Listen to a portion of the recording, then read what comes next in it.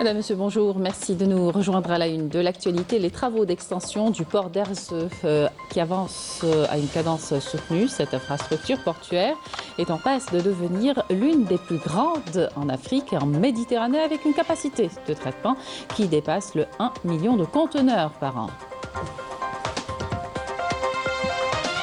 À l'étranger, en attendant un éventuel accord d'un cessez-le-feu, la violence est montée d'un cran depuis plusieurs jours à Gaza, en plus du froid et de l'absence d'une prise en charge correcte qui a entraîné la mort en martyr d'un 7e nouveau-né.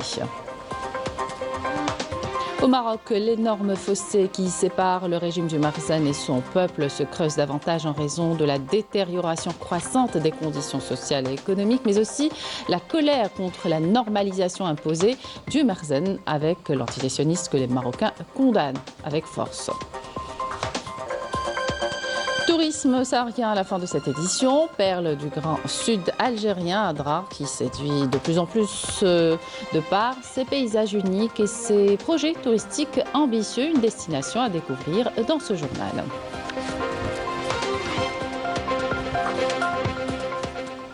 Bienvenue à tous. Nous entamons cette édition à partir du port d'Erzeu qui connaît des travaux d'extension. 5 nouveaux quais sont en train d'être réalisés afin d'accueillir les navires à grand tirant d'eau et de promouvoir les exportations, notamment les produits énergétiques et sidérurgiques. Le projet sera livré d'ici la fin 2026. Commentaire Badia Abrani. Les travaux d'extension du port d'Erzeu sur une superficie de 52 hectares avancent à une cadence soutenue. La réalisation de 5 nouveaux quais permettra à cette infrastructure portuaire de devenir l'une des plus grandes en Afrique et en Méditerranée, ce qui permettra l'accostage des navires à très grand tirant d'eau. En tant que partenaire, nous travaillons sur le projet du port d'Erzeu. Nous avons achevé le tiers des travaux relatifs à la mise à l'eau des caissons en béton. Nous livrerons le projet dans les délais prévus. Nous sommes en phase de réalisation du quai numéro 5. La réception est programmée pour le mois de juillet 2025.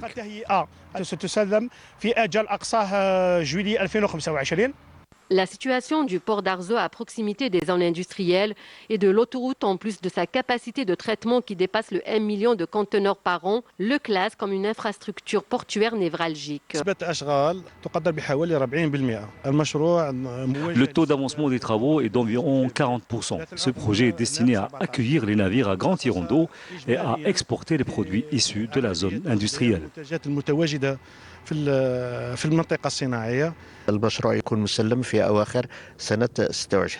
Le projet sera réceptionné d'ici fin 2026.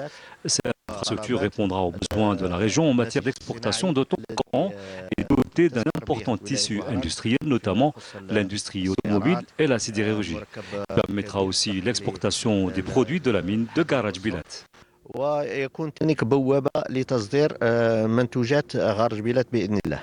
L'extension du port d'Erzeu est un projet d'envergure qui a pour objectif de promouvoir les exportations, notamment les produits énergétiques et de transformation. Alimenter en électricité les localités les plus reculées du pays est un des objectifs du programme du gouvernement. L'exemple à Adrar, à l'extrême sud, où plusieurs centaines de foyers ont été approvisionnés en électricité grâce au poste de transformation Ternit, mis en service en juin dernier. Le poste dispose d'une capacité de production de 300 mégavolt. Voyez ce reportage de Walid Yousfi. C'est à partir de ce poste de transformation électrique que la moitié de la wilaya d'Adrar puise son électricité. Un centre qui s'étend sur plus de 5 hectares et milliers de foyers, périmètres agricoles et usines. En activité depuis 2023, il répond aux besoins croissants de la région en énergie. Le poste de 130 kV de Tamantet, 2 fois 151 VA, soit 301 VA, a été mis en service le 16 juin 2023 par des compétences locales. Ce projet a coûté 2500 millions de dinars. Actuellement, ce poste est exploité environ 25%, donc la charge de ce poste sera augmentée progressivement. Dans cette salle de commande, les ingénieurs veillent au bon fonctionnement des installations pour garantir une production énergétique stable et efficace. Nous pouvons trouver un changement d'état qui se passe au niveau de ce poste de transformation.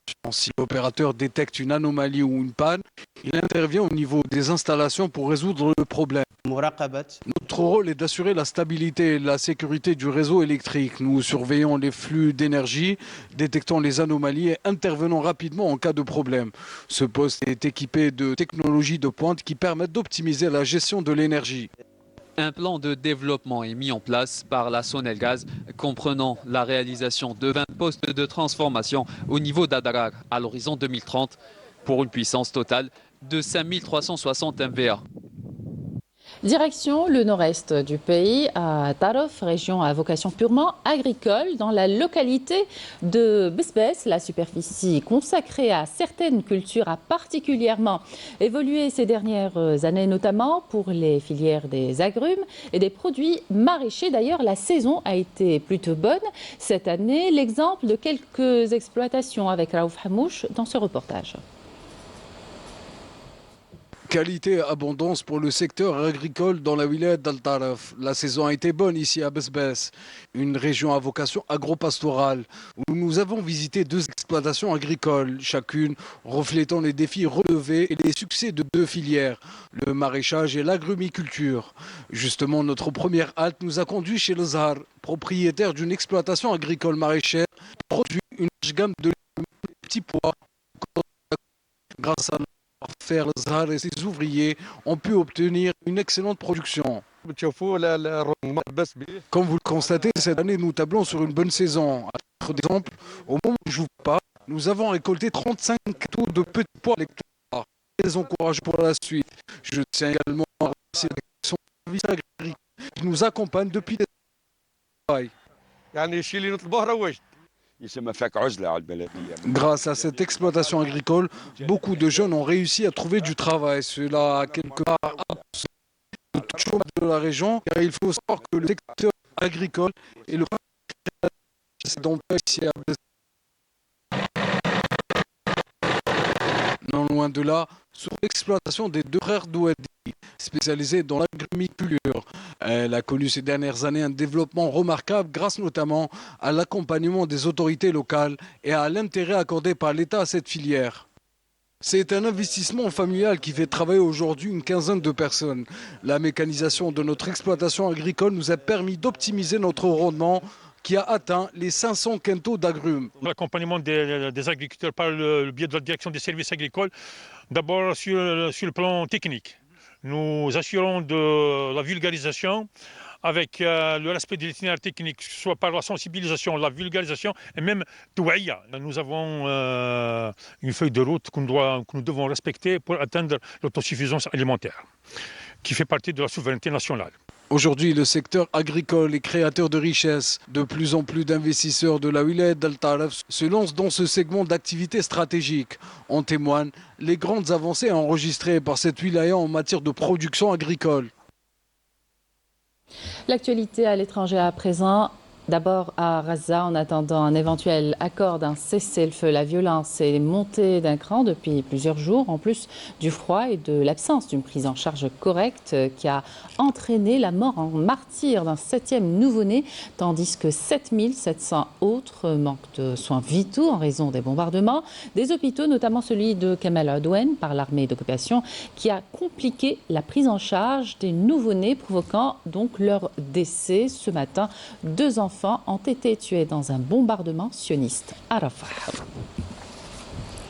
Au Maroc, la colère populaire continue de grandir face à la normalisation avec l'entité sioniste et la dégradation des conditions sociales entre flambée des prix, érosion du pouvoir d'achat et sentiment de trahison. Le peuple exprime son rejet des politiques du régime du Marzen. Un appel fort est lancé pour mettre fin au processus de normalisation avec l'entité génocidaire, perçue comme une atteinte aux principes du peuple marocain.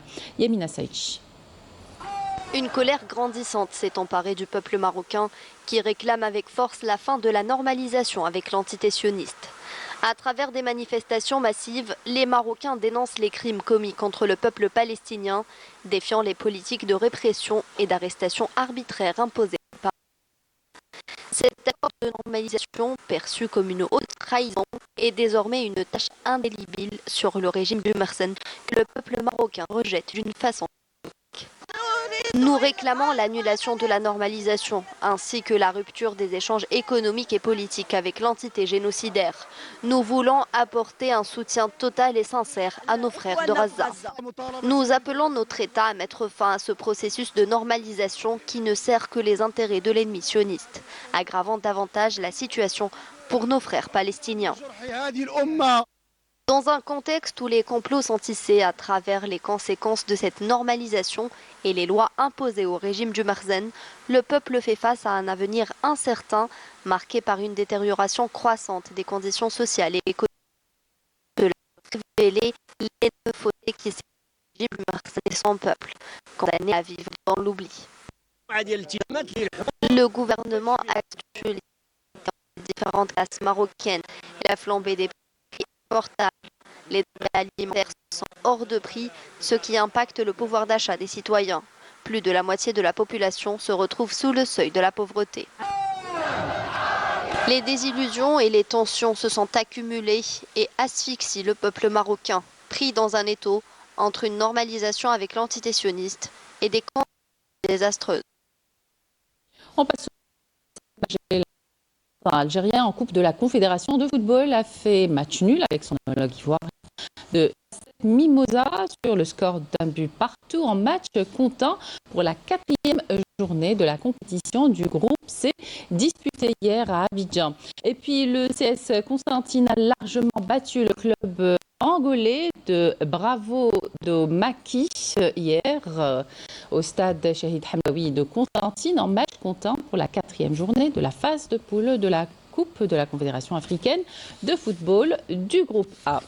Tourisme pour terminer, dans le Grand Sud algérien, Adrar se distingue par son riche patrimoine et ses nombreux projets entre réhabilitation de sites historiques et développement d'infrastructures modernes. La wilaya met tout en œuvre pour valoriser ses atouts naturels tout en préservant son identité. Walid Yousfi. Perle du Grand Sud algérien, Adrar séduit de plus en plus de par son charme et son hospitalité légère.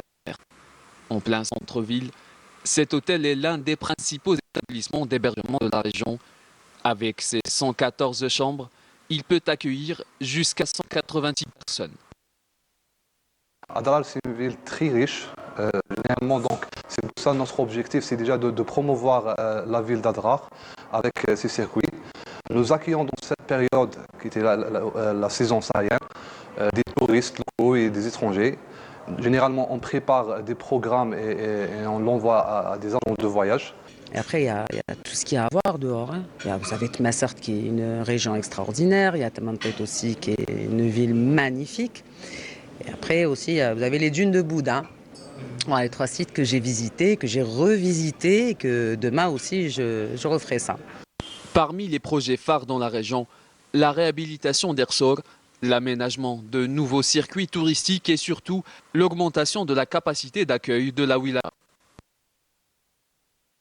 La wilaya d'Adrar à ce jour est composée de 14 établissements hôteliers. Donc on a 9 hôtels, 2 campings, un motel et une résidence touristique. Tout ça nous donne un nombre de 1178 lits et 563 chambres. En matière d'investissement touristique, la wilaya d'Adrar a enregistré jusqu'à présent 87 projets qui sont en cours de réalisation. Le taux d'avancement tourne autour de 10 à 90%. La finalité de ces projets, c'est beaucoup plus pour élever le nombre de lits qui existent actuellement. Avec ses paysages uniques et ses projets ambitieux, Adrar fait désormais partie des destinations à découvrir. Le défi est aujourd'hui de conjuguer modernité et préservation du patrimoine. Et voilà qui termine cette édition. Merci de votre attention. Excellente suite des programmes sur Canal Algérie.